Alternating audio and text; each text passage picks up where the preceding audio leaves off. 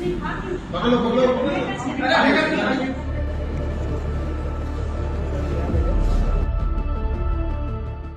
महिला अचानक अदालत पहुंचती है, सीधे जिला जज की कुर्सी पर जाकर बैठ जाती है।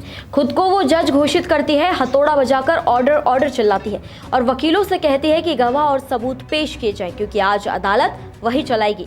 सुनने में किसी फिल्म का सीन आपको लग सकता है, लेकिन ये घटना देश की सबसे महत्वपूर्ण संस्थाओं में से एक न्यायपालिका के परिसर में हुई है।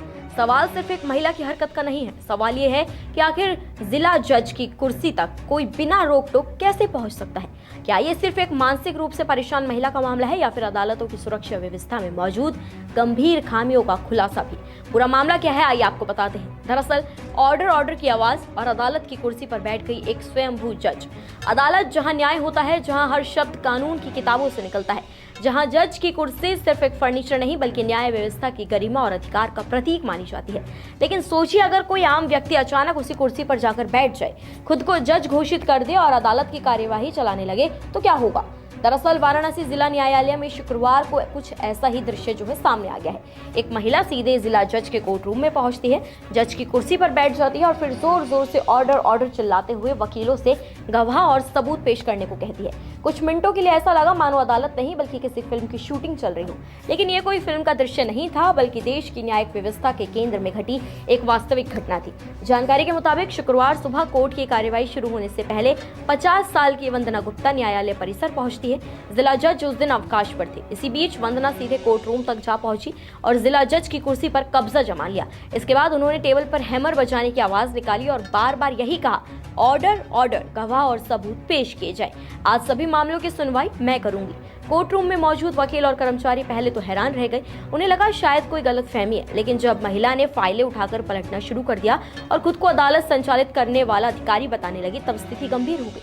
वकीलों ने उन्हें समझाने की बहुत कोशिश की, लेकिन वो अपनी जगह से हटने को तैयार नहीं थी। उल्टा जो भी उन्हें रोकने की कोशिश करता उस पर भड़क उठती। करीब 1 घंटे तक यह हाई वोल्टेज ड्रामा चलता रहा। आखिरकार पुलिस को बुलाना पड़ा। महिला पुलिसकर्मियों की मदद से वंदना गुप्ता को जज की कुर्सी से हटाया गया और कैंट थाने ले जाया गया, जहां उनसे पूछताछ भी की गई है। लेकिन इस घटना की सबसे महत्वपूर्ण परत कहीं और है। सवाल सिर्फ ये नहीं कि एक महिला जज की कुर्सी तक कैसे पहुंच गई, सवाल ये है कि आखिर जिला जज की अदालत जैसी संवेदनशील जगह की सुरक्षा व्यवस्था इतनी कमजोर कैसे साबित हुई। अगर कोई व्यक्ति बिना अनुमति सीधे डायस तक पहुंच सकता है, तो क्या ये सिर्फ सुरक्षा चूक नहीं बल्कि एक गंभीर संस्थागत विफलता भी है। घटना की जानकारी मिलते ही अपर जिला जज युजवेंद्र विक्रम सिंह मौके पर पहुंचे। उन्होंने सुरक्षा कर्मियों की अनुपस्थिति पर नाराजगी जाहिर की और संबंधित अधिकारियों से जवाब तलब किया। इसके बाद न्यायालय प्रशासन को सुरक्षा व्यवस्था और प्रवेश प्रणाली की समीक्षा करनी पड़ी। हालांकि जांच में एक और पहलू सामने आया। बताया जा रहा है कि वंदना गुप्ता पिछले कई वर्षों से व्यक्तिगत और पारिवारिक परेशानियों से जूझ रही है। 2 शादियां टूट चुकी हैं, मां और पिता दोनों का निधन हो चुका है।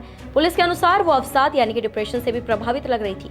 इतना ही नहीं, न्यायालय परिसर में पहले भी उनके द्वारा असामान्य हरकतें किए जाने की जानकारियां सामने आई है। यहीं से कहानी सिर्फ अदालत की सुरक्षा तक सीमित नहीं रह जाती, ये मानसिक स्वास्थ्य यानी कि मेंटल हेल्थ के उस संकट की ओर भी इशारा करती है जिसे समाज अक्सर नजरअंदाज कर देता है। कई बार लोग मदद की जरूरत में होते हैं, लेकिन समय रहते उनकी स्थिति को गंभीरता से नहीं लिया जाता। फिलहाल पुलिस पूरे मामले की जांच कर रही है, लेकिन वाराणसी की घटना कई सवाल छोड़ गई है। क्या ये सिर्फ एक मानसिक रूप से परेशान महिला की हरकत थी या फिर इसने हमारी न्यायिक संस्थाओं की सुरक्षा में मौजूद खतरनाक खामियों को उजागर कर दिया है।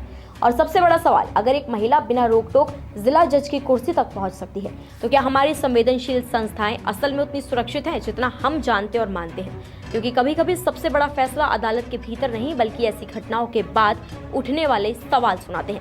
फिलहाल खबर पर आप क्या कुछ कहना चाहेंगे, कमेंट्स में हमें अपनी राय जरूर दें। निष्पक्ष मतलब न्यूज़ 24।